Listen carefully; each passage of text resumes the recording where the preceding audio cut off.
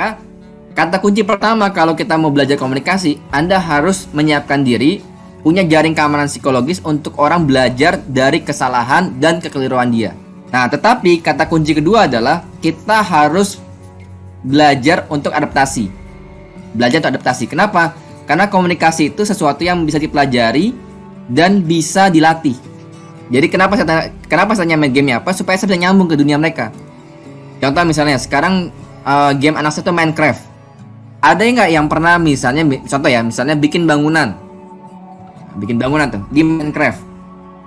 Untuk bikin bangunan seluas 20 meter persegi, Anda butuh bata berapa?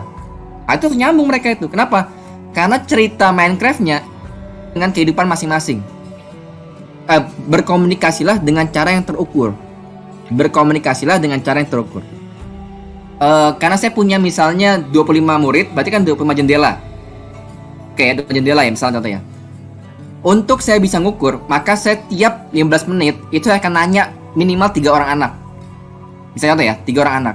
Untuk apa saya nanya 3 orang anak? Supaya saya memastikan mereka itu sadar penuh kepada saya. Ada namanya proyeksi diri. Jadi love projection.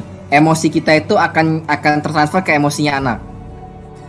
Jadi saya sarankan pada Bapak Ibu semua, sebelum Bapak Ibu ngajar daring, Bapak Ibu sempatkan waktu sekitar 15 menit sebelum ngajar ya. Itu untuk mendoakan anak Bapak Ibu semua.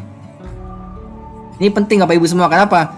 Karena supaya getaran emosinya itu nyambung antara Bapak Ibu dengan anak murid Bapak Ibu. Jadi guru yang mau belajar dengan guru yang mau belajar itu hasilnya bisa 1,5 kali lipat gitu.